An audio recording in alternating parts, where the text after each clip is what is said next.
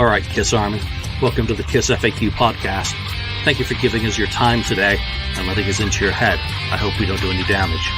This is a Kiss-related podcast by the board, for the board. We hope that you enjoy.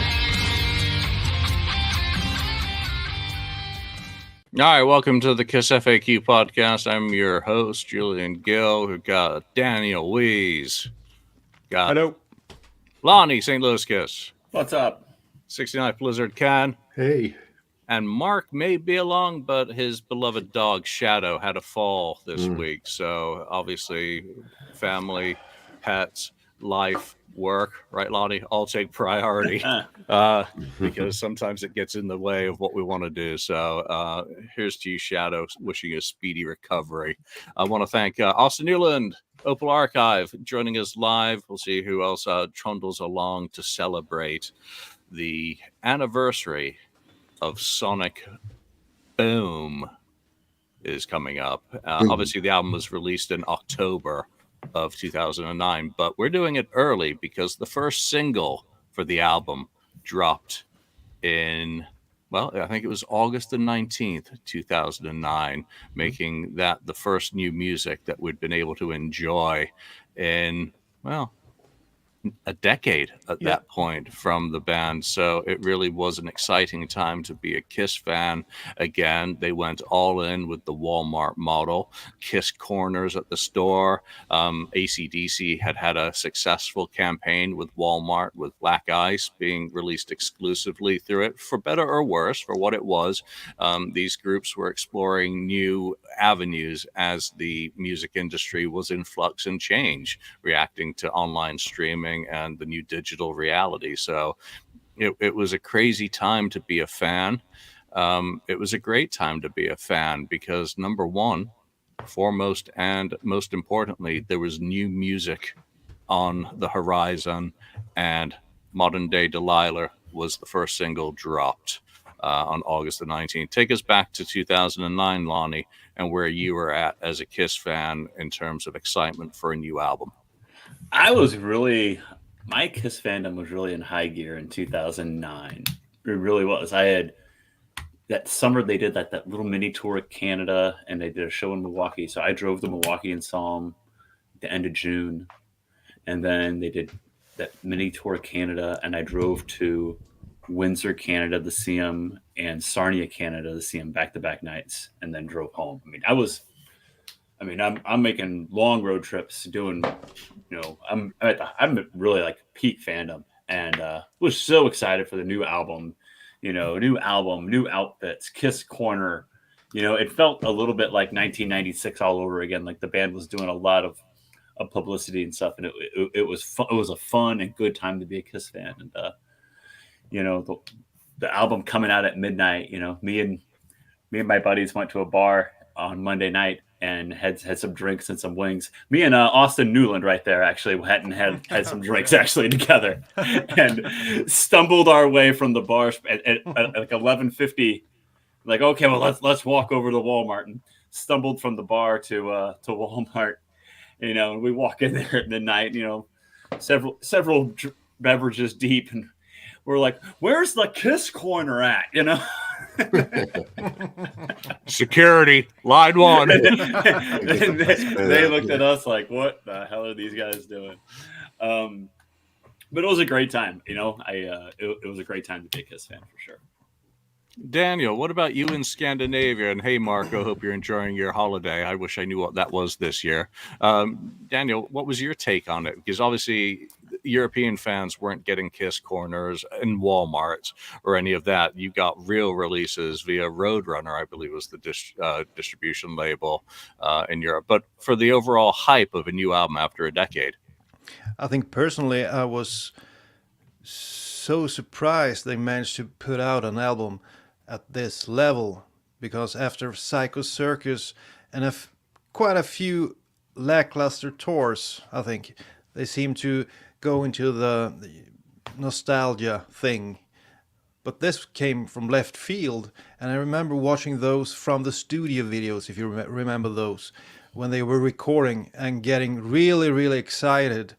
And personally, I have to say that this was a way back for me into Kiss fandom, because I had almost given up. I had started listening to other bands, and I felt that Kiss was just being a nostalgia act way too early. I mean, I can understand in the 2000, the final tour and all that. Of course, they're a nostalgia act, but back then they didn't need to be a nostalgia act, and they were for quite some time. I mean, after the reunion, not much happened. Psycho Circus was a letdown, and then nothing happened. So this was a real important album for me, getting back into Kiss. I just the other day I looked when I became a member on the KissFAQ message board, and I think it was in 2009, because that was when I regained my interest in Kiss. So for me personally, this was a really important album, and I listened to it yesterday, and I think it still holds up pretty well. Yeah, we'll talk about the details of this album sonically. That's the whole point of doing these refocused episodes, is we have a new matrix now of how we kind of grade and no, evaluate. I didn't understand it, so my are way out of whack. But whatever. You don't have to understand it, because even if you did, I'd probably screw it up in the math part. So there we Yeah. go. Ken, what about you? Are there Walmarts on your side of the bay? Because there aren't in San Francisco. There is. Yes, a couple of them out here. But I didn't, at that time, I thought, okay, Kiss is pretty much done. It's pretty much, not a whole lot going on. I thought they weren't going to put out any new music anymore. Because it had been too long. I mean, 98 to, 2000, and they may put a live thing out, but new recorded music, I really didn't think it. So I was very happy that they were going to do something like that. And this is the current lineup at that time, which is the actual ending lineup for them. But I was very excited about it. I kept up on it, and I was like, okay, I need to go get this when it comes out and all that stuff. And so I did go to Walmart, looked for a Kiss corner. There's no Kiss corner. It was all Kiss spread out throughout the store. There was the shirts were in the t-shirt section, the Sonic Boom shirts. Then in some other area, there was those, Kiss M&Ms and the cards too, and maybe some other stuff. I bought them. I still have a bag of those M&Ms unopened, of course, but I wouldn't eat it unless you want to try it. But it was kind of exciting. Yeah, it was kind of exciting, and then coming home and Lana the Crap King, Yeah, I got a lot of crap. Coming home and putting it on, and just kind of checking it out for the first time was cool. It was an exciting time. I mean, I don't remember what I was thinking at the time, but looking back at it, through the lens of 15 years gone, things had dropped off quite dramatically with this lineup. They'd come back 2004. They had tried to do something new in mixing up the set list, and it had kind of fallen flat for economic reasons, as well as, maybe a certain amount of uncertainty with, two guys wearing the original members' makeup not sitting well with some people, for those who matter. Other people, it wouldn't have mattered. But by 2005, they were absent. 2006, they were generally absent. There was the Japanese tour and Chumash Casino. 2008, I went down to the State Fair. I think I saw them 3 times in 2008, or was it 2009? I lose track now of the years. So it was really the doldrums. I think my most important memory of the time was one of joy that this was not going to be the bookend to their recorded career, that Psycho Circus just left such a bad taste, even if I liked it musically, for what it stood for and what it didn't represent. That Sonic Boom coming out was an opportunity to give legitimacy to a new lineup, because once you've got a studio album from that lineup, it's a little bit more than just playing the role. Yeah. So True. I was excited about that. I was excited about the prospect of hearing new songs in the set list. And when they dropped the modern day Delilah single, I really liked the music because to me, it kind of had lots of elements of classic Kiss. And by classic Kiss, I mean Kiss 1973 to 1993. That there were kind of sounds of Asylum coming through in some ways to me. That it completely washed away the negativity of Psycho Circus and allowed me to move on from there and actually start enjoying Psycho Circus again. So it was an interesting period, and all the hype and merch. Come on, that's cool shit. Kiss, it was everywhere. Well, you talked about that single Modern Day Delilah. I remember I watched a lot of Jay Leno and Letterman. I think they were on one of those shows. Maybe it was Letterman, and they performed. I think they performed that song live. Modern day Delilah. Yeah, I remember and it that. was such a kick-ass version, and I felt like, wow, this is a throwback. Watching the Arsenio Hall back in 1993 when they performed some classic songs on a TV show, and they sounded fresh and current. So I was real happy back then when Sonic Boom and Modern Day Delilah dropped.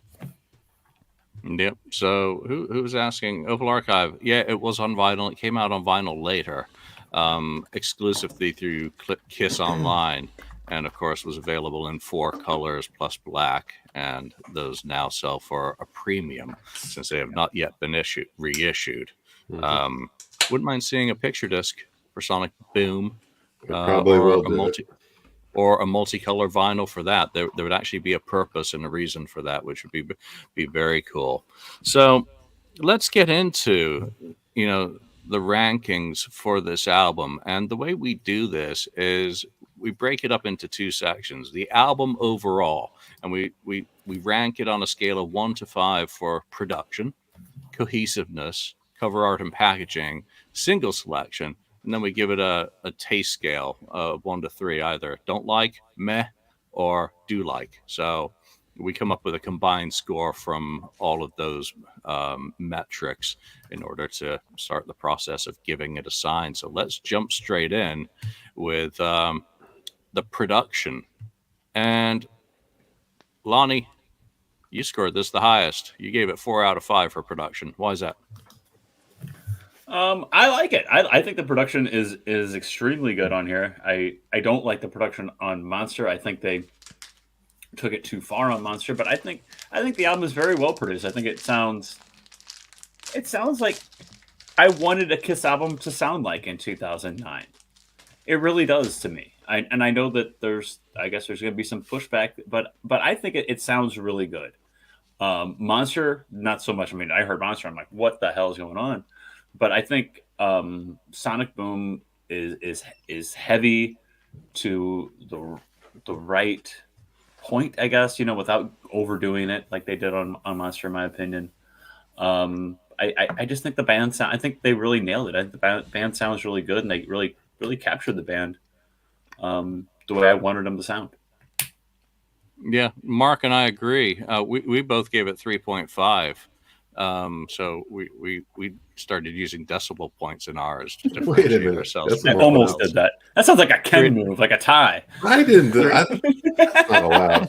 Yeah, I know, but that's not allowed. Hey, You guys between did 1 that. and 5, 3.5 is between 1 and 5. Okay, That's 3.125. Yeah, so production-wise, for me, it's a bit bland and safe, and middle of the road and safe, but it has good separation. You can hear everything distinctively across from it, and it's well balanced from that perspective for my taste. Now, don't mix up production with mastering, because we're not giving it any points for mastering. I don't think anyone would ever give this album any points whatsoever for its mastering. So that's why I give it 3.5. All right, Ken and Daniel. You both gave it 3, so middle of the road. Ken, do you want to up yours to 3.1 so you can go first? Go ahead. Yeah, I'll just Price is right him a little bit. put it up by that point, 1,000th percentage or whatever. Yeah, I did 3, middle of the road. I kind of included in my thoughts the mastering of it, just because they kind of started the brick wall stuff at that time, and it's close. I want to say a good production for me is like Rock and Roll Over, because I love that production. So it doesn't kind of get that to that point.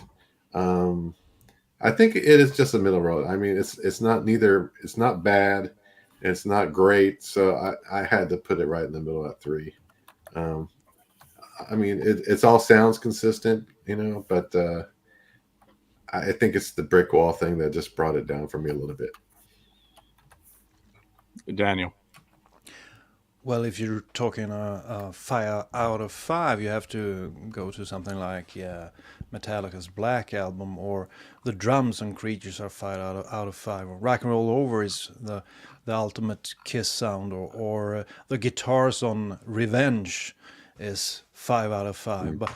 But I think it's an all right production, and I don't mind it, but it doesn't really stand out, and I think they.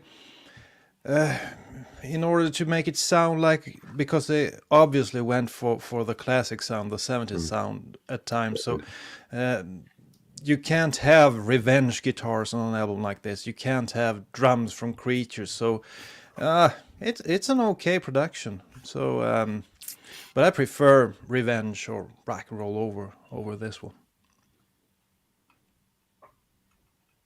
Sorry, stuck on mute. All right. The next metric that we measure is cohesiveness. Mark, again, 4.5. So he thinks this is a super cohesive album. Yeah. Yeah. And then Daniel, Lonnie, and me are all on 4. So Lonnie, start with you. Yeah, I think it is cohesive. It doesn't jump around where one song sounds way different than the others. I think it's very easy to listen to from start to finish. I think they definitely had a plan in place and a goal of what they wanted and what they envisioned this album to sound like, and they definitely achieved it. It again, like I was saying a little bit ago, it sounds like I wanted this album to sound. It definitely has a tone and a it's not a concept album, but it definitely has a message that they wanted to portray of how they wanted the band to sound. And no song just like is out of like left field or something. It's not like listening to Destroyer and then whoa, there's Beth. That's strange, and or even I love Great Revenge, but it's not Expectations. Great Expectations, or even Revenge. You're listening to Revenge, and oh, there's the ballad all of a sudden. No, it was no I remember when they were, and Kiss does that about most of their albums, but there's no filler, blah blah blah. But it was no ballads, no filler. Is what is part of the advertising they were doing for it.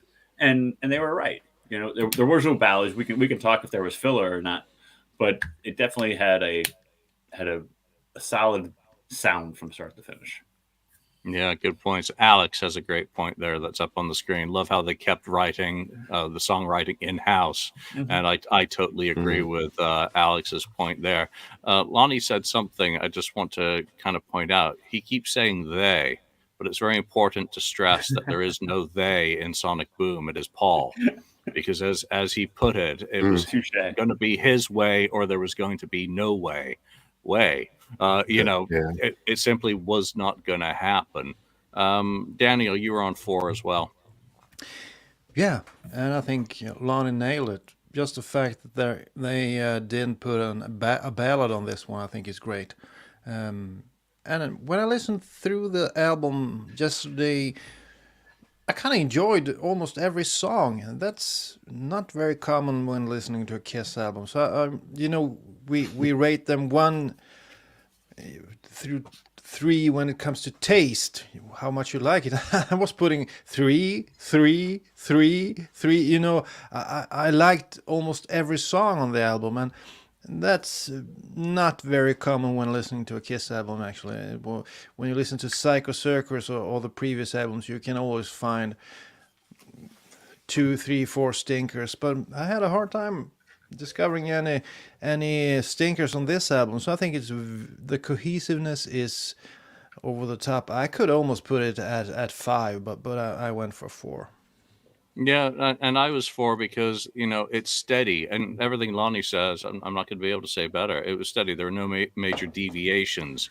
When you think of these songs, you're like Sonic Boom. It immediately ties to the whole. So across the board, there's no surprises. There's nothing that really makes you think. There's nothing that makes you look at Kiss in a new way. It's just meat and potatoes, bangers and mash. You know. So Ken, you're middle of the road on it. Again, 3. Yeah, when I'm listening to it, what throws me and what I kind of ding it for is I'm an animal kind of. It just doesn't feel it fits in with the rest of the darn song. While the sound of the music sounds the same, it's produced the same, and you hear, I'm an animal just sticks out like a sore thumb. And things that make me think are like what's the other song that sounds like another group. Anyway, was it The Poison? Anyway, Never enough. Yeah, that stuff kind of bothers me. So I kind of dinged it for a couple of those things, that and I'm an animal. I think they could have had another song that would have been better that's stuck in there. I think we need to mention that Ken here it was shocked that Mark graded the album so high. So that's where we're going with this Except episode. for he agrees on I'm an animal though. He can't see that score, but anyway. I think everyone agrees with you on I'm an Animal. All right, cover art. And just for anyone who doesn't remember what the album looks like, there you go, the cover art. The Kiss font there is crazy with the green. My lord. Yeah, the logo is. There's a lot of crazy things going on there. Yeah, that logo is pretty bad. Paul's direction. The biggest problem is when you heard who the artist was going to be, you really got your expectations up. Recalling the classic, was it Rock and Roll Over? He did that guy. Yeah. So you were imagining this great cover art, and then you got this, and but the artist, I remember him saying that he was kind of handcuffed sort of because Paul said we don't want any, we want photos, no like cartoons, and they totally dropped the ball because that guy could have made something fantastic, but he was handcuffed, and Paul got his vision across, and that's the problem with the cover. Oh, he was basically Paul's paintbrush. Paul conceptualized and he just executed. So it took a lot. I think it took a lot out of the creative process. I gave, what did I give? I gave it 3 points, middle of the road, because I gave it points for them being willing to go back to 1976 and use the same artists that they'd used previously. Great idea. Great idea. It's a great idea, just not executed quite as well as it could have been or should have been. And I also think that if they really wanted to go back to 1976, it had to be Ken Kelly. Because again, Ken Kelly's are, equally iconic, though Michael Doré has more artistic cachet. So one's more of the artist or the designer artist, and the other one's more the fantasy artist. So I get it. Lonnie, cover. I think the cover really lacks. I had very high expectations when I heard that's gonna be great. It's gonna sound like a Kiss 70s record. It's gonna look like a Kiss 70s record. And while I praised the way the album sounds, I was not excited when I saw the release cover art before it came out. I was just like, you're trying. It would look like they were trying too hard to make it look like Rock and Roll Over with like a modern twist to it or something. And to me, it just falls flat. I don't know why I need purple as the main color on my Kiss album. That really doesn't do it for me either. I think the Kiss logo looks like garbage at the top. That's crap. I think the Kiss logo should be bigger on a Kiss album cover. I think the faces should be bigger on a Kiss album cover too, not just taking here in the corner. Here's what Kiss is. No, Kiss is so unique. Like Kiss needs to be the band needs to be the biggest thing on the album cover, not sonic boom in that red font. So I gave it a 2. I was very disappointed with the album cover. I thought they had a great idea, but it was not executed well at all. Ken, you were with me on 3, middle of the road. Do you give it points for originality or anything? Why do you rate it? Why do I even rate it? Yeah, 3. I like the idea of what they were going for, and I heard that they changed it to photos instead of drawings, per Paul's whatever choice. But yeah, it's a little busy, I guess. The way it looks, and the logo looks like back then something that they would do, like a logo. And I think Dore has done logos for NBA basketball teams or something like that. I think Did he do the Knicks? I think he did one of them. Yeah. They probably should have just put the Knicks on here instead of Sonic Boom. He did the Wicked Lester logo as well, which was really cool. Yeah. Maybe he should have designed a Knicks t-shirt instead. But yeah, it could have been better. I mean, it could have been worse, I guess, too. It could have been Monster. So could have been. Psycho Circus was kind of funky too. Yeah. Well, yeah. Let's move on. Mark gave it 2, but that's because he really wanted Bob Ezrin to do the art for the cover. Bob Ezrin do the art. Right. It might have been better. All right, let's get the Ezrin reference out of the episode and get into the single choices. Now there were 3 singles. I think there were 3. I don't think any market got a 4th. Obviously, Everywhere started off with Modern Day Delilah, and then in December of 2009. You got Say Yeah. And then I think it was sometime after there, 2010, you finally got Never Enough. And there was a different cover used for the European promo single for, I can't remember 3 which Paul one. Singles. 3? Well, what were you expecting? This is Paul's album. I'm going to start with Daniel. Daniel, you liked those single selections, and you gave it 4 out of 5, just like I did. Yeah, the standout song on the album to me is, of course, Modern Day Delilah. I think it was pushed pretty well, and I kind of like the video. They did the old same, put everything into a Kiss live video. The blood, the fire, the explosions. They've done this a lot of times when they push products. But I liked that video, and it actually got some plays over here in Sweden. I remember hearing it on the radio and being, it's always fun to hear a new Kiss song on the radio. And I think that might have been the last time I heard a new song on the radio frequently.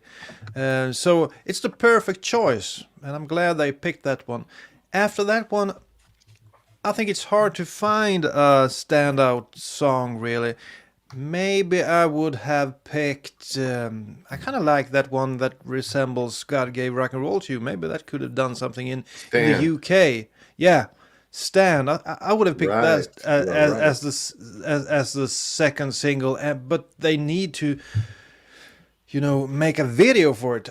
I can't even remember anything about those 2 singles that they released after Modern Day Delilah. I never heard them on a radio or anything like that. So, but looking back, that's my only, criticism. Stand, I would have put up there with a cool video with Paul and Gene talking about the brotherhood, the taking turns singing the vocals, and that could have been something cool. But that's my only down. I don't think Gene had a single on this album, really. I don't have a favorite Gene song, but I'm sure one of the other guys in the panel have. Yeah, so I gave it 4 out of 5 as well for single selection. It's so Paul. Paul's songs are, you got a rocker, an anthem, and a wannabe. It's everything you kind of expect out of Paul's writing style. So I didn't think anything of Gene's was worthy of being a single, and the same goes for Eric and Tommy's songs that would not have worked. So it made sense. 4 out of 5. And I'm basically taking off points for Never Enough ever being released as a single. Ken. Yeah, I gave it a 2. I don't like the fact that they use Say Yeah. When I first listened to the album, I didn't think Say Yeah was that great of a song. The thing is, Say Yeah kind of became a somewhat, well, I won't call it classic, but a more popular song later on because, Kiss rammed it down our throats by playing it all the time since 2009. I would have rather had something else. So, for instance, Modern Day Delilah, that makes sense.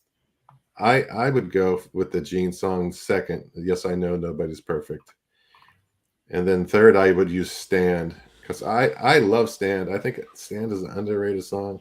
Yeah, it's kind of slow, but it has real good meaning, lyrics wise, and I just like the way it sounds. And I think Daniel's right that could have been a good video. I could see them showing kind of the history of them together, like flashback stuff of Stand By My Side. They've been together since the beginning, 74 or 72 even, and show pictures and stuff like that, and then have them playing on stage, playing the song. I think would have been a cool kind of video for that song. So I go with, what did I say? Monday, July. Yes, I Know Nobody's Perfect for, I agree with Alex on the board there. And Stand as the third one. Alex, a very sensible gentleman, isn't he? Let's get into the taste. And we'll stay with you, Ken, because you're meh. Which overall. One was this?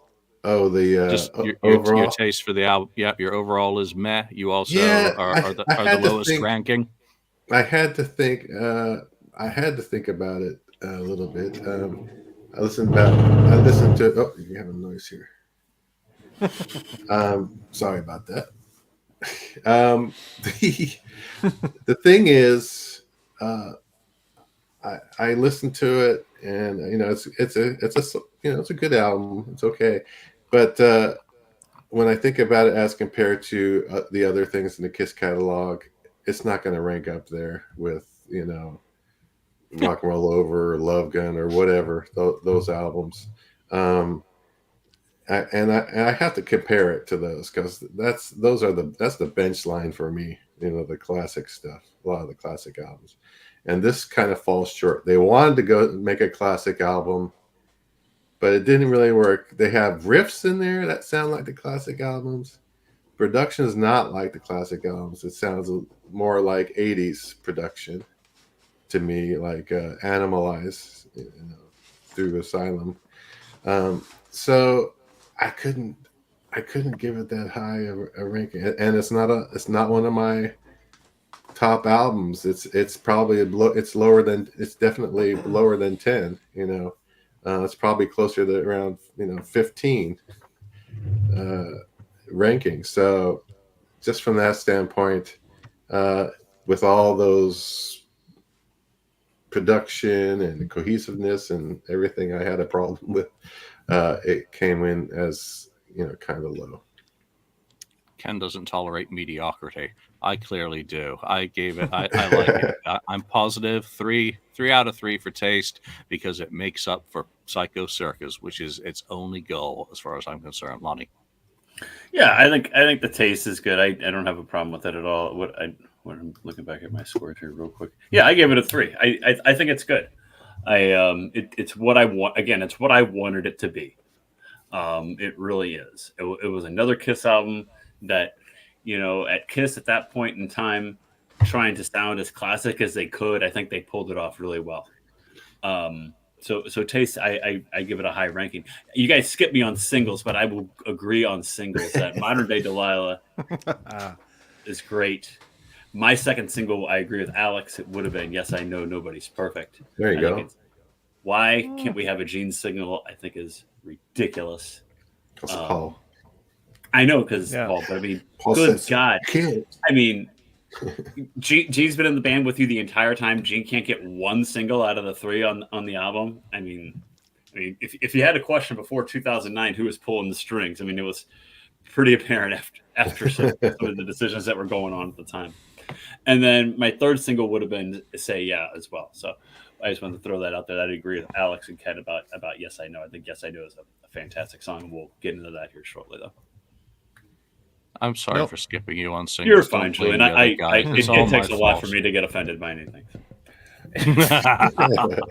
Okay. I hear a challenge. Yeah. I don't even remember what we were talking about. What's the question? Just your overall taste of the album. Yeah, I think I gave it a 3, and it's much because of expectations and timeline. As you mentioned, Julian, getting Psycho Circus a decade earlier, I wasn't expecting much. But when this was released, I was so pleasantly surprised, and I really appreciated that they did it amongst, the band members. If you take a look at the writing credits, I don't think there's anyone outside the band in the writing credits, and I thought that was real cool. And then watching those videos when they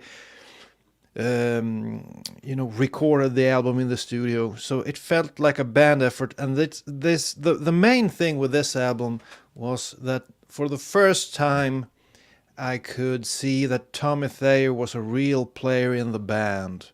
He was a part of the band. He wasn't a clone. He wasn't Ace second version. So I think this was the first time when I realized that Tommy is here to stay, and he has the chops.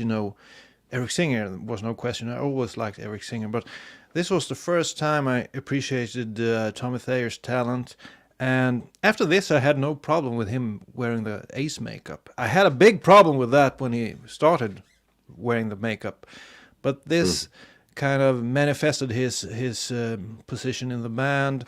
And I remember going to Stockholm and seeing them on the what was the name of that tour? Sonic Boom. Sonic Boom over Europe. Sonic Boom over Europe. Yeah. And I recall bringing a girl there, and we said, wow, this was pretty good. And I remember comparing it to the previous concert I saw, and that was the reunion tour. I didn't see any of the tours between the reunion tour and Sonic Boom. And I said to her, this sounds better than the last time I saw them on the reunion tour. So I like it. I don't know if it was released in '86 after Asylum, maybe I would have been disappointed. I don't know, but at this point in time, I was really happy, and I went back into my Kiss fandom that I almost lost, and I started to listen to all kinds of other bands, but this brought me back, and after this, I never left. All right, so overall, for our overall votes on this, Ken gave this album 22 points, the least. Mark, 26. And if Ken thought that Mark graded it high, Daniel and Lonnie are tied on 39. And I ranked this the highest on 43 and a half. Wow, Julian! Out of 60. So, yeah. How does that go? Ken's disappointed in all of us. No, well, kind of. But anyway, that's okay. I'll be yelling, throwing things later. But anyway, no. How's Julian? How does it rank as compared to the other ones? That's really interesting. In this, you're gonna have to wait to the end to find that answer. I'll just tell you one thing that did piss me off. And it goes in with the artwork. You see the faces in the circles? Yeah. It does trigger me and remind me of that shit. So. Paul does like to draw circles when he does painting. Oh my god, those fucking circles! I've seen those. Pretty good. I can do that. All right. I think. Yeah. Let's get into the songs, and for everyone watching, we will try and pick up the pace a little bit. Modern Day Delilah, first song, lead off single, obviously. Mark ranked this highly, 27 out of 30 points. Lonnie, you also rank it highly. Why? I like it. It's a great song. I mean, I love the riff. I love how it just punches you in the face from the jump. Has a great solo in it. Again, it sounded it was a perfect song for the first single, and saying it's kind of in your face. It has a great riff. Paul sounds great on it still. It was everything I wanted to lead off single for that album to be. And it totally delivers. It's heavy. It's has it's a Kiss riff. Kiss is a great band for riffs, and it definitely accomplishes that. So I ranked it very high. It's a great song. Yeah, Daniel and I tie on 24. I again, we're ranking these songs individually, out of 5 points for lyrics, out of 5 points for melody, and then again, just the generic taste to come up with the scores here. For me, what you get is you get a chunka noodle at the beginning. You get that big meaty chord, followed by the little noodly riff that makes me reach for the guitar when I first heard it. You had a cool video. It was a great lead-off song. It had energy. It was different. I think Kissteen16 commented earlier, one of the cool things about the song was, there's the comment, put that up again, it's so old school Kiss sounding, and I agree. And I heard elements in the solo that made me think of Asylum. So it took me back to a happy place as a teen, as a new discovery. So that's why I rank it the way I do. Daniel, how about you?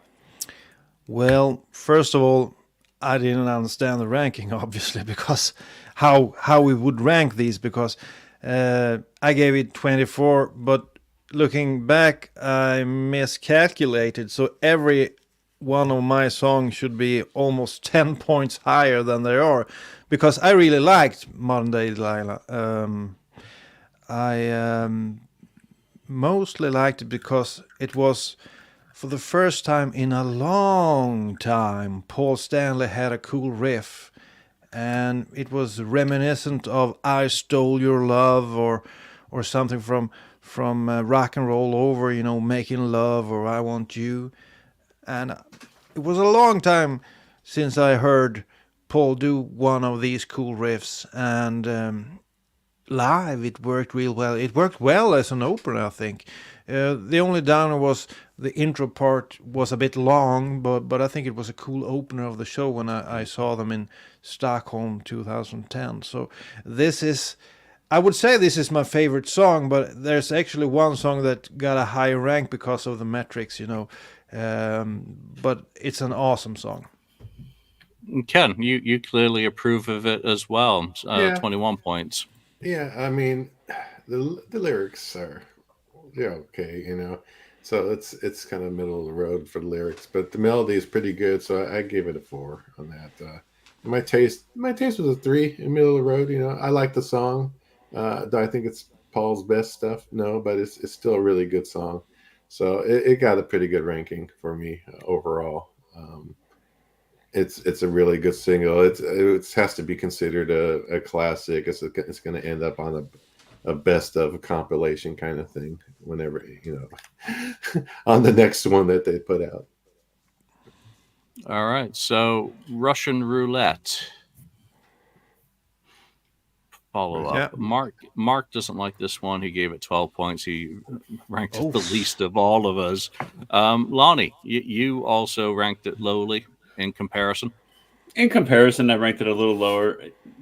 Russian, the lyrics aren't the best. It's kind of middle of the road for me, the lyrics. But the melody, I think, is better. I give that a 4. I think the melody is good. I like the sound of it and the riff of it. But taste is just kind of middle of the road for me. It wasn't anything like, oh yeah, I love that song. It's not a like I'm gonna reach in and play that song type thing. I don't think, oh, I want to listen to that song. It's just kind of there for me. I think standard Kiss protocol. We lead with a Paul song and follow it up with a Gene song.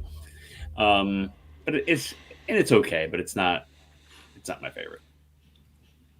Ken, you rank it very middle of the road, which I find surprising for Mr. Red Kool-Aid drinker. Even though I like it, I enjoyed the song. I think, it's all 3s pretty much. Well, the taste I gave a high on taste, right? Probably because it's a Gene. But Russian, I mean, the lyrics are, again, middle of the road, and melody is not the greatest. It's parts of it, I like the chorus. The other, the verses are okay, so didn't go that high for me. But I don't know. I had an 18 on that one, so not horrible, but not the greatest.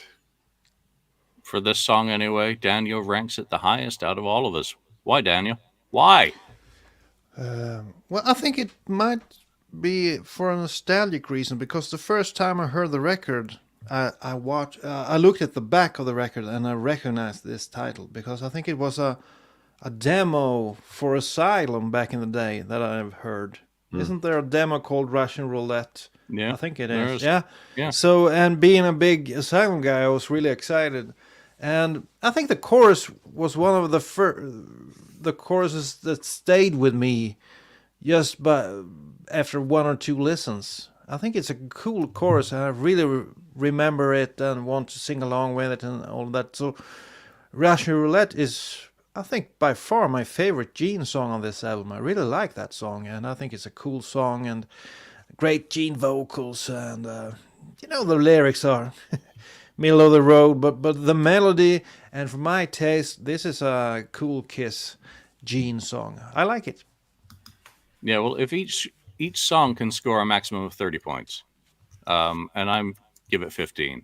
Middle of the road, slightly more than Lonnie. Lyrics get a 2. Melody is good, but for me, it was just like, Gene, come on, recycle harder. It's just so lazy. It's a decent song in the number 2 slot on this album. It does work well, and it's got a great solo. I do like the song, but it did not need to be 4.5 minutes long. It just goes on. It goes on a bit long. It lacks editing and focus, and it's almost like Paul's like, whatever. There's your song, Gene. Just let's move on. Third song, Never Enough. And Daniel, we're going to start with you again. You ranked this the highest. Did I? Okay. You clearly are a Poison fan. Yeah. I don't mind Poison. I think they caught a lot of flack because the way they looked, much like Kiss did in the 70s. These preachers telling them they were kids in Satan's service. I know if you look past the look of Poison, they looked totally ridiculous for a few years back then. They had a few good songs, and I think this is a pretty cool rocker. Paul actually sings real well on the chorus. We haven't mentioned that, but this is probably the first time on a Kiss record that you hear that Paul Stanley struggles. But I kind of like this song. I think the lyrics are classic Kiss, and the melody is decent, and the chorus stays with me. So it's a pretty cool song. I like it. Lonnie, you also rank it. Yeah, I like it. I think it's a rocker song. It's something that I think I do reach for it. It's a good song. It's fun. It kind of sounds like a Kiss song. It's just a fun song. It's what a Kiss song should sound like, and what a Kiss song should be. You want to talk about ripping off the Poison thing? That's fine. Whatever. You can play that game all day with a lot of songs too. Yeah. So, I think it's a fun song. It represents to me what a Kiss song is all about. I gave this song 3 points out of 30 in total. Oh, wow. That means one. Shit. I gave it 2 for the the lyrics and 1 for everything else. I hate Poison. It's a Poison ripoff, and in all caps, I hate Poison. I thought they were a girl band when I first saw Look What the Cat Dragged In, and it's really weird because they're not very different to Kiss whatsoever in fun time, dumb, good rock and roll, at least on the first album, before they got into the pretentious shit like Every Rose Has a Thorn. So I just do not like it, but I'm also being melodramatic. Ken, you don't rank it highly either, though. Not too high, not as low as you did. But kind of for the same thing, the Poison thing. It's just too close. I don't know how how they let that go, or he somehow subconsciously, wrote it like the Poison song. But it's still fun to listen to, and it's okay from that standpoint. But I just had to ding it for the Poison, comparison. All right, moving on to the next Gene recycle on the album. Lonnie gives Yes, I Know Nobody's Perfect points. I do. Hold up Wow. 10 scorecard. I mean, I do. I give it. it. I think it's the best thing they've put out since Revenge. I think it's the best song they've put out, period, since 1992. I think it's absolutely excellent. It's Gene. It's kind of dirty, with some overtones to it, which is what a Kiss song is. A lot of what Kiss songs are about in the 70s. So, it just sounds so good, in my opinion. Just the production on that song is so great. It sounds what it's. I don't know. It's just it's the best thing they've put out, in my opinion, since Revenge. You're not going to change my mind on that. Why this song got zero treatment at all is kind of mind blowing to me. I mean, I guess it's not, because it's not a Paul song. Is why it got zero treatment at all, and it's. Why they don't play it live? Why they choose to play "I'm an Animal" live and not this song? That's true. Yeah. And "I'm an Animal" was just so plotting and boring, and just like, my God, is this ever going to end when they played it live? And I think the song would have been so. It didn't. Not even to give it a try, I think is a tragedy. So it's one of my favorite songs. It is my favorite song since Revenge. It's absolutely great. Well, that's the first perfect score for a song on this album. Mark likes it half as much as you, and Ken likes it less than Mark. Ken? Yeah, I ranked it. I think I screwed up my ranking on that one, because I think so, because you're hating on Gene today. I think I should have had at least a 3 on the taste, or 4, probably 4. Well, you can't have 4. I can go to 4. It's 1, 2, or 3. That one goes to 3. Yeah, so I think it should have been higher.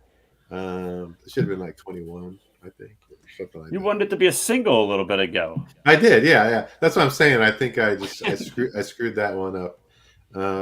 So I do enjoy it. I agree with Lonnie that it should have been. We agreed that it should be a single. It is kind of a throwback to. I guess it is another recycle song, but it's still good. It sounds that way, and it's enjoyable. I mean, a fun song. So, yep. Daniel and I are tied on 21 points on this, and we're tending to the positive on our score there. Daniel, why 21? What do you like about it? I think it's a cool Gene song. I think Gene's songs on this album at times remind me of Kiss Asylum. They're pretty good, every song. Not too many standouts, but I do enjoy them. And if I would rank them in taste, I would give them 3 out of 3, because they're cool. And this is another one of them. Pretty cool. I wouldn't give it a perfect score, but I think, well, we all know music is subjective, but it's a cool Gene song. It's not a modern day Delilah. It's not an unholy Gene song, but it's pretty cool. Yeah, this is another song from the 80s. It's mixed in with the Asylum demos, whether it was really from that period, because some of them are 83, 84, and 85. It just makes you wonder why his contributions were so bad in that period, when he's got a song like this that really didn't change that much. I'm very positive about this. I think it's a cheesy recycle in a good way. They could have Ken, do you agree that his contributions were weak in that time period on the albums? Which album you're talking about? Julian just said that Gene's on Animalize and Asylum. He had much better stuff. He had better stuff. Proves. He had exactly. He had much better stuff available to be put on those albums that Paul didn't allow, because I think again I said this, but I think Paul was pissed that Gene was off doing all wasn't 100%, but Gene still had the material there that was quality stuff, and he allowed his less than, his least or lesser, less than stellar. Yeah, less than stellar songs go on the album instead of his better stuff, because I think Paul wanted to make because he was running off to do his acting and his other production. Yeah, he was pissed about that, so he stuck it to Gene on that, and he's like, I'm gonna have the best songs on the album. So yeah, this is better than Lonely as the Hunter, or Burn Bitch Burn, or maybe even I don't know, Secretly Cruel. Any way you slice it, certainly better than that for my taste. But it's a good musical throwback, is my point, and I find it endearing, so I gave it good points.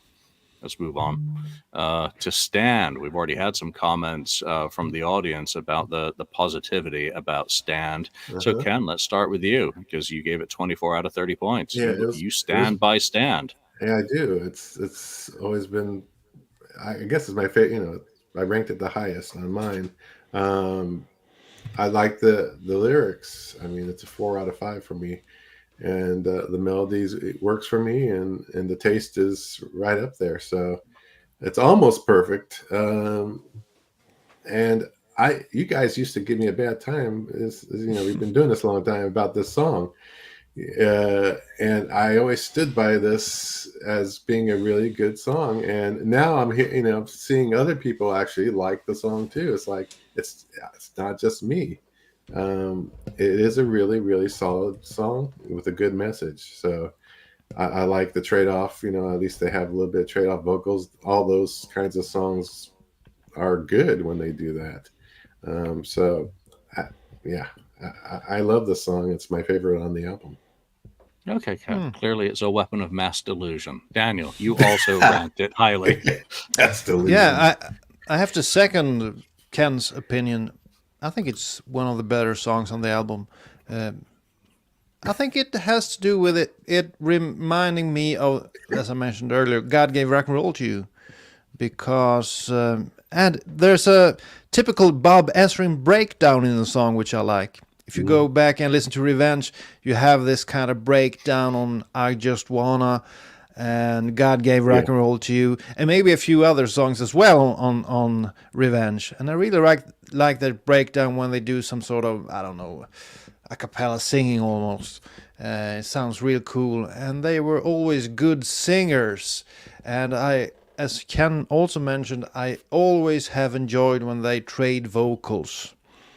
We heard that Lick It Up demo sounds so cool when they traded vocals on, was it Not for the Innocent? Yeah, and one of the songs on Revenge. And it doesn't happen that often. So it's really appreciated, and I think the message of the song is so classic Kiss, and it's well performed, and it could have done something, I think, as the second single. So that was kind of a letdown that they picked another song. Yeah, Mark doesn't rate this one at all. He gave it 10 out of 30, and Lonnie likes it half as much as Mark. Lonnie. I think it's a complete garbage of a song. Wow. God Gave Part 2. God damn it. They wanted it to be God Gave Part 2, but it's so fucking forced. It's terrible. Ooh. Oh my it's gosh. Awful. I get what they're trying to do, and it's pat myself on the back. Look at me, look at you. I'm there for you. You're there for me. Oh, but guess what, Gene? You don't get a single either, though. I'm there for you, but let's get a single on the album. Stab you in the back. And it's so cheesy. It's so damn cheesy. Oh, just look over your shoulder. That's so bad. That one line should never be there. Bad. That should have been that's really bad. Edited out so that one. Cheesy. One line. I really like Sonic Boom, but this one, you can throw this one out because I gave it 5 points. Lord. It's bad. Jeez. 5. It's really bad. That's really surprising. They're really trying surprising. way too hard. They're trying way too hard on this song. And like, oh, we're gonna do this. And look how kumbaya. No, that's bad. Because it isn't kumbaya. Paul's calling the shots. Yeah, but you can relate to it as a person and your best friend. It works well. You don't have to, read into Gene and Paul into that. That's something you've done in your mind, that it's about Gene and Paul. It doesn't really have to be about Gene and Paul. You guys just said it was about Gene and Paul. Yeah, but it doesn't have to be about Gene and Paul. Shit. The video would be that way. It can be about you and your brother, Lonnie, and then you can go all kumbaya together. You know? God damn it. You want the video with Gene and Paul patting each other on the back? Yeah, of course, but... Oh, man. Okay. Oh, man. Julian, what's your thoughts? I like it less than you. I gave it 3 Wow! points. What? Oh my! What the hell? I do not like this. I want to like what it wants to be, Daniel. That it wants to be a God gave rock and roll to you 3. But it is not. 3. The chorus is terrible. No. The call-outs. It's the call-outs that knock it over the edge for me. When Paul's just doing those fucking asinine call-outs. When you need me. I'm just like, oh, SpongeBob. So fucking I'm like a cat smacking a dog on the nose every time those call-outs arise. The only reason I'm giving it 3 points is because of the shared vocals. But it is it was an absolutely fantastic idea that didn't work on any level for me, and I'm sorry. I'm with Lonnie. Yes. And fucking Marco, you need to have my back here, Marco. Marco clearly has taste. Let's move on to hot and cold. Hot and cold. Lonnie, you're going from hate to love here. You gave this way more points than anyone else on this panel. 24 points out of 30. Apparently, I'm the one who likes Gene today because Ken's not standing up for Gene today. For once. Gene's best material. I think hot and cold is really good. Yeah, it's another look, maybe a little bit of a recycle type thing, but I think it works really well. I think for the most part, the Gene songs on here are really good. I think hot and cold is fun. I could have seen them doing this one live too. It has that Kiss feeling to it. You get some standard recycled Kiss lines. If it's too loud, you're too old. Why are you telling us? Why are you yelling? What are you doing down there? I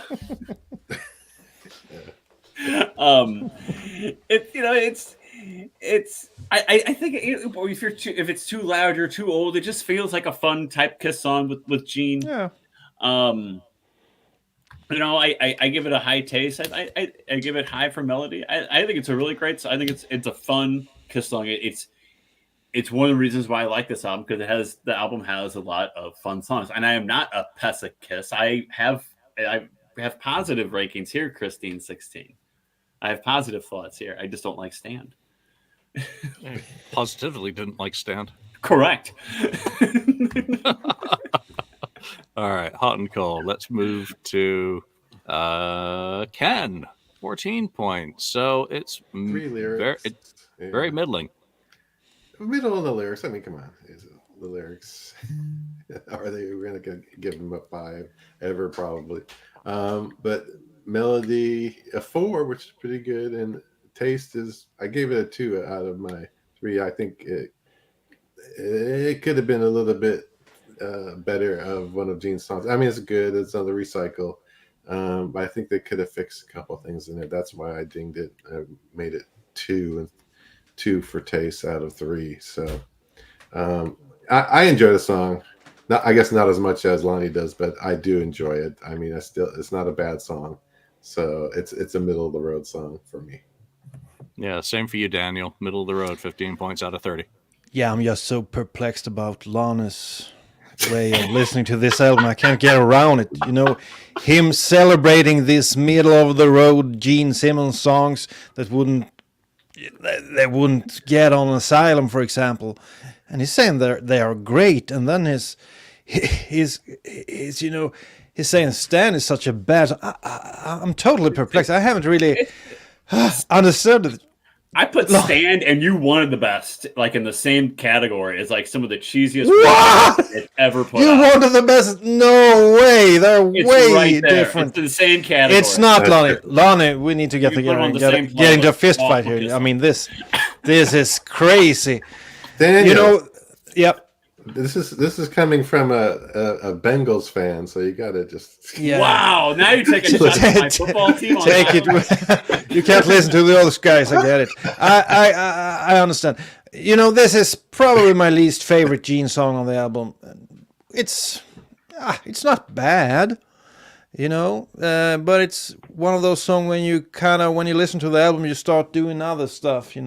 Okay, this is Gene song. Well, maybe I should go and get a coffee, or maybe I should do something. Oh no, there's another song. So I think it's not too much greatness in this song. I think it's middle of the road, decent. Way worse than Stand. All right, my turn. 8 points. Wow. Rotten That's to the good. Core. 1975 demo finally makes it onto a Kiss album in some form. You have to remember, with a lot of these recycles, even Black and Blue didn't record them. He couldn't even farm them off to Wendy O. Williams or to Keel or to any of those groups he was working with in the 80s. You have to remember, even other groups wouldn't touch this stuff with Gene Simmons' name attached to them. Mm-hmm. It's jumbled, this one. It's just all over. This is like the blender vomits out the lyrics and he just sings them. But it does have it has a really nice bass line that I really dig. And also, for taste, I gave it meh, but the chorus is decent enough for me. So decent chorus and a cool bass line. But for someone who actually likes Rotten to the Core, the demo, it just missed the mark. And we had the demo by that point. All right, let's move on. Eric Singer's, was it his lead vocal debut? Yeah, it was. Yeah, it was. All for the Glory is generally well received by 3/5 of the panel, but not Ken or Lonnie. Lonnie. That's not bad. Here we go again. It's not bad, but it's just it just falls. I liked it. Some of these songs I liked a lot more when they came out. I think some of the songs on the album haven't aged as well as others. And I think All for the Glory is one of those where, lyrics I gave it a 3, melody I gave it a 3, and taste I gave it a 2. It's just kind of okay. It's not a song that I reach for or anything like that. I think Eric's song on Monster was better than this. I think All for the Love of Rock and Roll was a better Eric song than All for the Glory. I think All for the Glory is fine, but it's just to me, it's just kind of a forgettable track on there. And I appreciated the fact that, that there's a Tommy lead, that there's an Eric lead, and the rest are Gina Paul songs, that it kind of had that Kiss kind of formula feel to it on the album. But I just think All for the Glory is just kind of a forgettable track for me. It's just not very memorable at all. Mark loved the song, by the way. 25.5 points. Ken, you gave it 12 as well as Lonnie. Yeah, exactly the same ranking as Lonnie on that one. To me, it's it's one of Paul's throwaway songs. So he gave it to Eric. He says, "Here, I don't want to sing this one myself, even. So here, you're going to take it." It's closer to to me, it's more like a Tomorrow and Tonight kind of song. He's trying to write for something better, but it really doesn't reach that point. It's kind of it's just middle of the road for me, a little bit less than middle of the road. And I just have to say, and these, you're comparing it against. I'm not doing just comparing against itself. I'm comparing, like Lonnie said, some of these songs sounded a lot better. I enjoyed it a lot more back when I first heard it than I do now. It's just the way it is. I don't know. And then I take into consideration, or I just in my head, all the songs of Kiss, and I can't put All for the Glory, rank it as high as I Stole Your Love. It's just not going to happen. So I have to take into consideration things like that, in my head, like, well, is this a go-to song or not? It really isn't. It's a decent song. It's not great. It's not bad. It's just, again, middle of the road. Yeah, I give it 24 points. I think it's a real good time rock and roll song. It's a Bob Seger-ish, road song. And Eric's gravelly voice, works well with it. I think it's fun. Yeah, like Bob Seger, it's aged pretty well for me. And again, him getting a real song to sing was a very cool thing. So I still like the song. Is it perfect? No. Nobody's perfect. No. Daniel likes it. Daniel ranked it the highest of us. Oh. Yeah, I think for the first time in a long time, it wasn't a Paul Stanley leftover that the drummer got to sing, like on the previous album, that god awful thing that Peter Criss sang, or even if you go back. I think this is my favorite song sang by a drummer since maybe something on Dress to Kill from Peter Criss. I think it's a real cool song, and if you look at the lyrics, it kind of works for Eric. Out on the street, my heart starts to beat like a drum, and it's something about him being around and busting his ass as he did, working for a lot of different artists, and now finally his finest home, and he does a great job on the vocals, as he always does. So, and it's an up-tempo song. I think this would have worked live. I don't remember. They played a lot of... Didn't they play a few... Or maybe it was from Monster they played a few songs. It was Monster, yeah. They never played this one, maybe.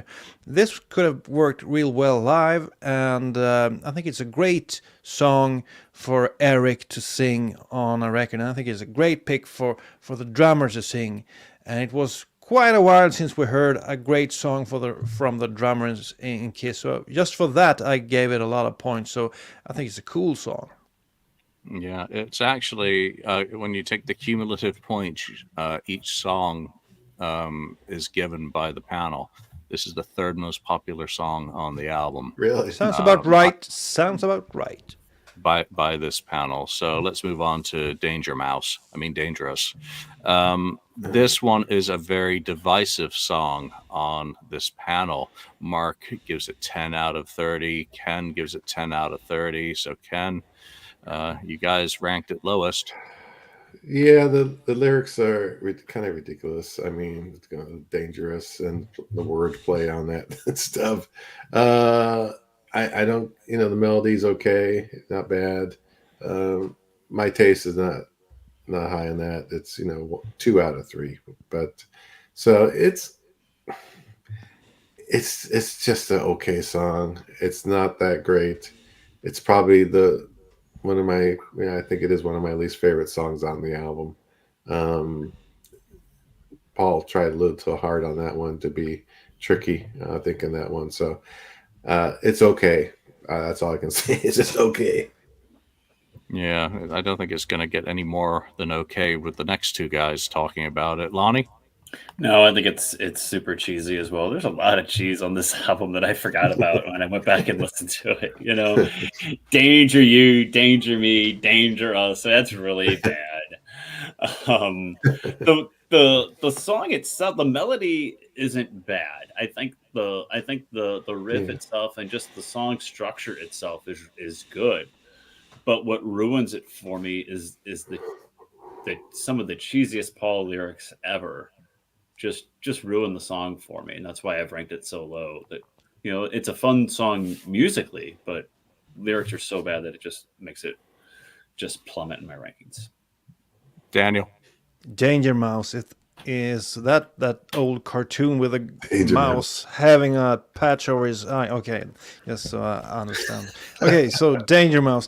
No, I just have to second Lonnie. That was totally what I thought when I heard this song. I like the melody in the song. I like the way it sounds, but I can't get around what he's singing about. So I think it's my least favorite Paul track on the album. But musically, it's all right. So it's not a terrible song, but he should have rewritten the lyrics a bit. No, you're all wrong. I give this 21 points. What the hell? This is crazy. This is crazy, Daniel, but this is music, and this is the passion of a fan. This song is so fun. Danger Us, the play on words is so stupid. It's awesome. It's brilliant.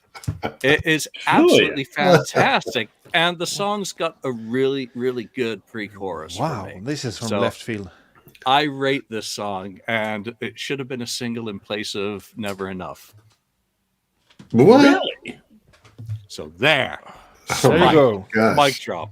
Next. Have another drink. All right, moving on. We got 3 songs left, but this might as well be the bottom of the barrel. I'm an Animal. Daniel, you rate this pretty much the same as Dangerous. 12 points. Well, my thinking back, my biggest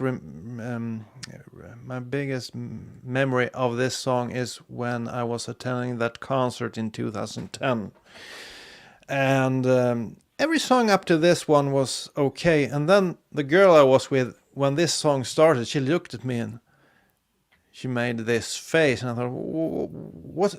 And then she asked, what's the name of this song? And then I said, well, it's a new one. I'm an Animal. It should be called I'm an Animal, I'm a Snail, she said. And then she went to the loo.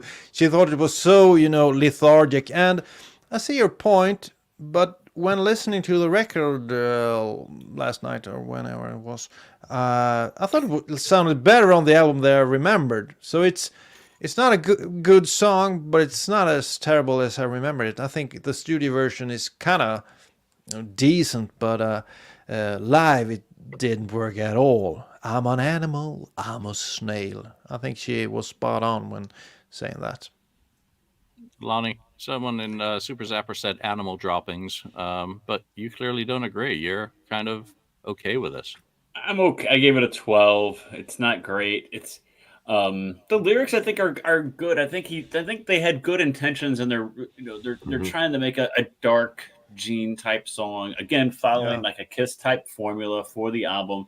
We have to have a demonic Gene song. We've had the innuendo Gene song, so we got to have like the dark Gene song. So that's obviously what they're going for, and I think the lyrics accomplish that. So I rank the lyrics pretty high, but the melody for it is the song itself is just so slow and plodding, and I'm with Daniel in the fact that I think I liked the song more until I heard him play it live, and I was like, oh, this kind of ruins the song for me in a lot of ways. And whenever I hear the song on the album now, I can't help but think about seeing those shows on the tour in 2010 when they did that Shed tour, Hottest Show on Earth tour, and my brother looking at me and going, this is like the same type of reaction. Like my brother, like, this is terrible, So, I like the lyrics on it. I think that's good, and they accomplished that because they definitely had an agenda, but it falls short in that I can't move past when I saw it live. Every time I hear the song, I remember my brother looking at me going, "This is terrible." Yeah, just like Within was during Psycho Circus. Yeah, right. Just. It's like Paul, like, remember how bad Within was? Well, Gene, why don't you do this live? Psych. Ken, the voice of derision, is clearly not on Team Red today because you don't like this one. Why? No, it's too plodding. It's too much of trying to replicate a God of Thunder or a War Machine or something, trying to go that direction. The Devil Is Me was another one of those that is trying to do that too, and that's not the greatest of his songs. This song would have fit better on Animalize, maybe because of the title, but I don't think this one was old right, but from what I can remember. But I mean, the lyrics are the best part about it, really. Having said that, melody is really not there. My taste on this one is just doesn't do anything. Yeah, we broke up. I know that's why I'm now very, very not pleased with Gene, at least for this album. Some of the songs, but it's again, when I first talked about the overall, album, ranking or whatever, or taste of the album. This album or this song is what just really tanks it for me. Really just screws up the whole whatever of it. But anyway, I don't want to talk about I'm an Animal anymore because I really don't care for it. Good. My turn. Mark and I like this the least, and we gave it 2 points. It's the least favorite song on the album. Wow. It's and you got Lonnie and Ken have already mentioned it. It's a recycle in the God of Thunder mode, and not a good one. It's plodding. It's lazy. It's not even a good vocal. It's a crap sandwich. He went to the recycle well one too many times on this album, and this really should have been left on the cutting room floor. It's garbage. It wasn't good live. And it recycled too many of the lyrics that had already been on Peter Criss's release, even if no one in the United States got that in 1982.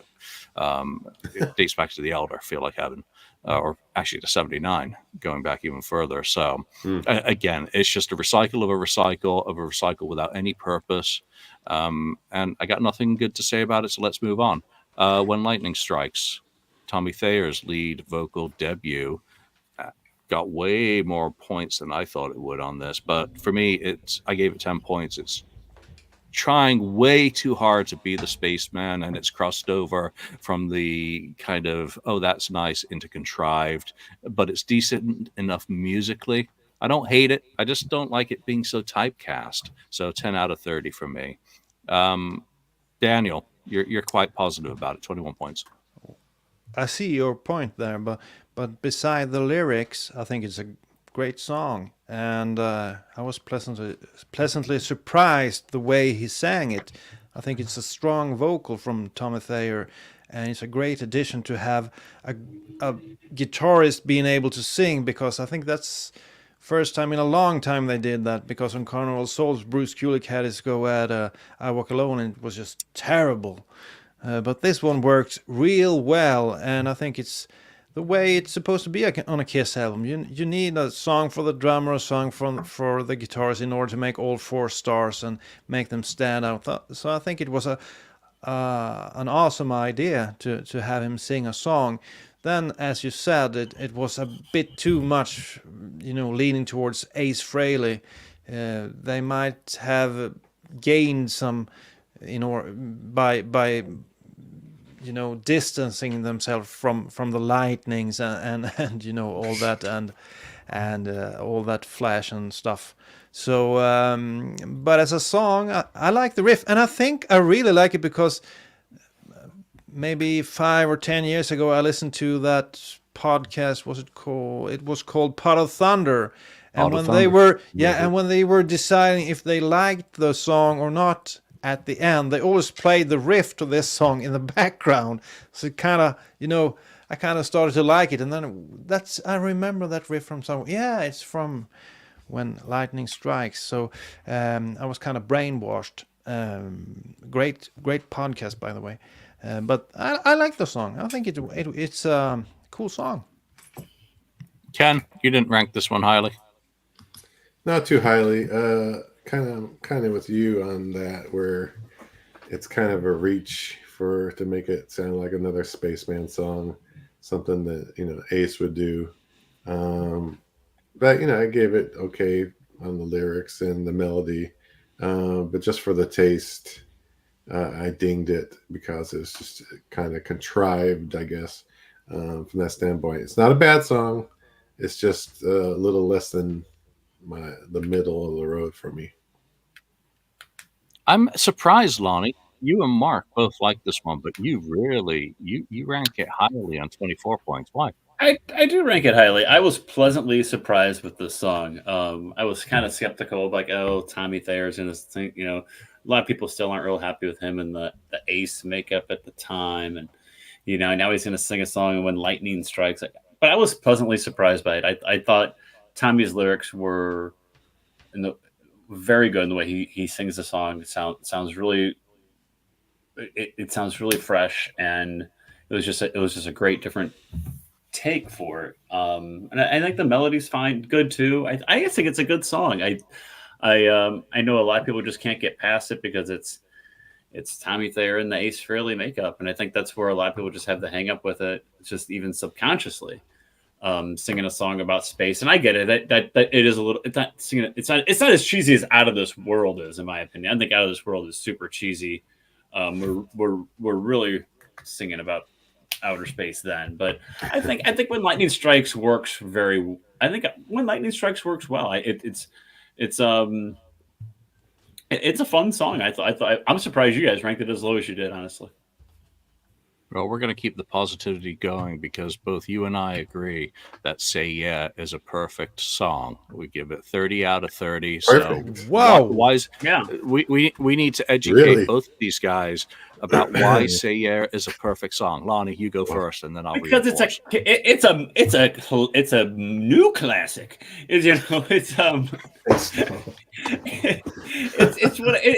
a Kiss anthem song, and it's what Kiss anthem type songs are all about. And Paul takes something that he said in concert for years and incorporates it into a Kiss type anthem, and I think that it comes off great. And I know people maybe people are hung up on it that it was overdone, and maybe it was overdone. That maybe on End of the Road tour we could have been singing some more classic Kiss stuff than this. I will definitely give you that. But as a song, I think that it is a great closer on a Kiss album. Kiss has always had great closers on their albums, and this is just another fine example. It's the last great Kiss closer because Last Chance is a piece of garbage on Monster. But I think Say Yeah it is a modern day Kiss anthem of a song, and I think it's perfect in my opinion. Oh, Marco's not going to like where I go next with this because, Lonnie stole some of my notes. That it's fantastic that it's based on a classic concert rap.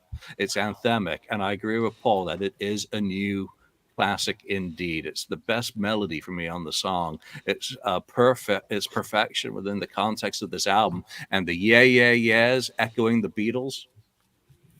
Are you going, Ken? Say something bad about the Beatles now. Go on. Wow. Go on, Hey, Ken. you should not copy. Why do you hate Paul McCartney? No copying the Beatles. I do not hate Paul. Say Yeah again. I don't think the melody's that great.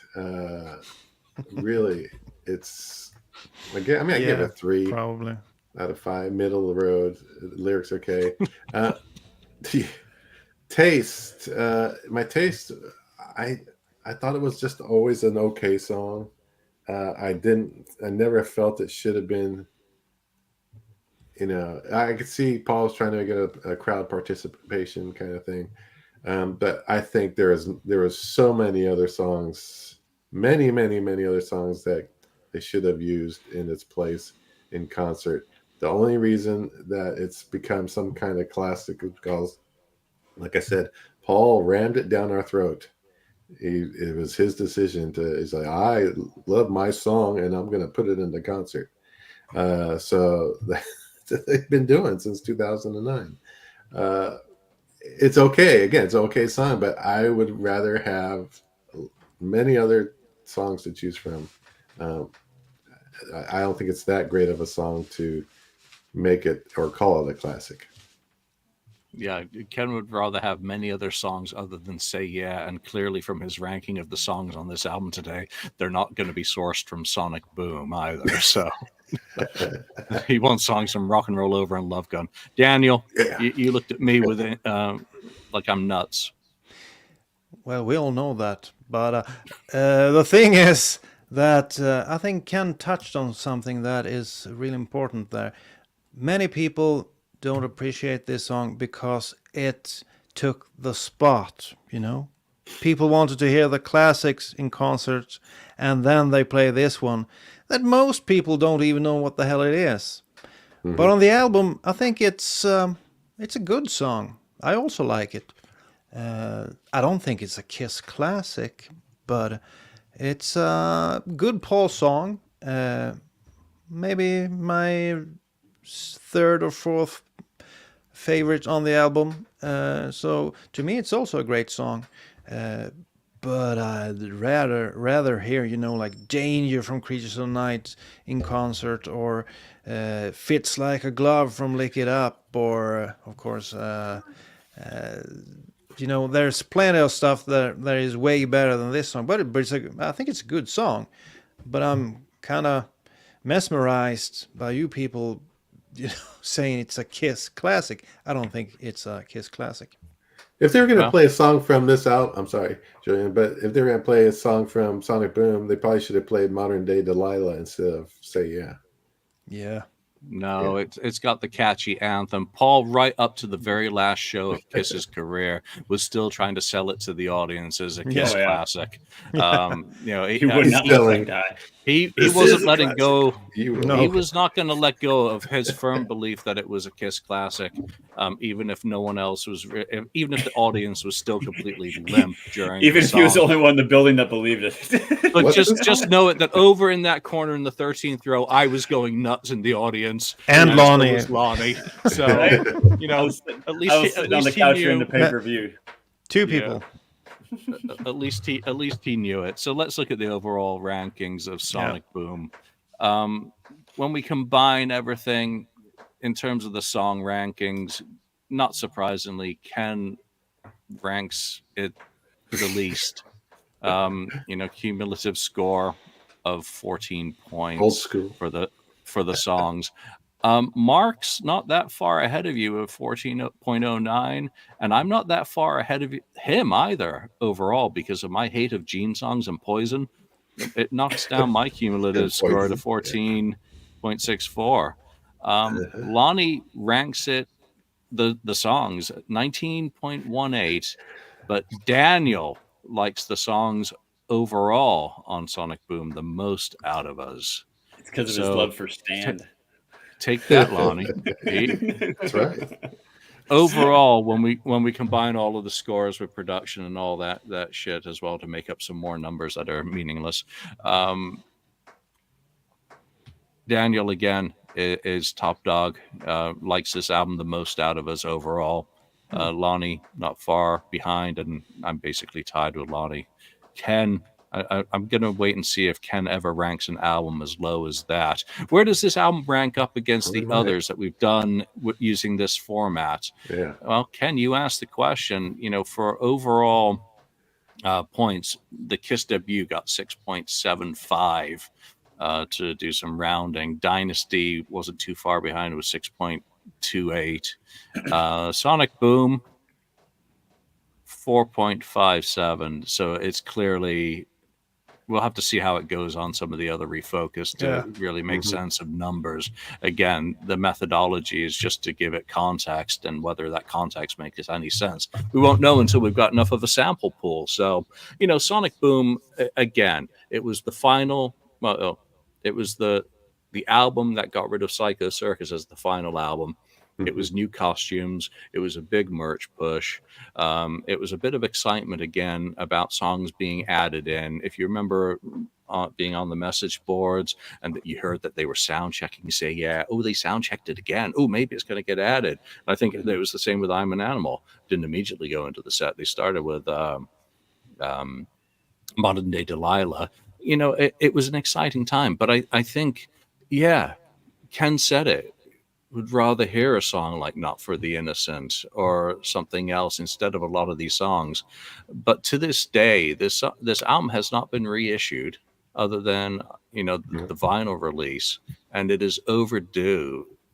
But will they give it that go, or is it still in some way tied to a Walmart deal? I don't know. It's available on streaming platforms now. Yeah. But what do you think out there? How well has Sonic Boom aged in the 15 years since it was released? Did you never like it? Has it grown on you? Has it become tolerable? Or has it gone down in your estimation since you first listened to it? Again, everyone hears this stuff differently. And for every song people think I'm nuts about liking, or Daniel hates, or Lonnie likes, or Ken. Ken, what's wrong with Ken today? I mean, he's really down on Gene. I was in a bad mood. You have to call out the doctor. Yeah. Need to do a safety check on Ken. That's the most surprising thing from this episode is how down Ken was on Gene. And, well, maybe you can do better, Gene. You can do better, Gene. Yeah. And he's kicked ass on his European tour. Yeah. some of the shots coming out, I think it was Italy last night, are just fantastic. Again, very exciting stuff. All right, that's it. Chime in wherever you watch and listen to this show with your thoughts about these songs, how we've looked at this album for a hearty, in-depth review of Sonic Boom on its 15th anniversary. But for now, from Mark, Shadow, Ken, Lonnie, Danny, and myself, thanks for joining us. We'll see you next time. Thank you for spending time listening to the KissFAQ podcast today. All sales are final. There are no refunds. If you'd like, look us up on Facebook or come over to the KissFAQ message board and discuss the topic we've broadcast today. Don't forget to rate us on iTunes, Spreaker, or wherever you've listened to the show. We hope you'll join us again. I still love you, Gene.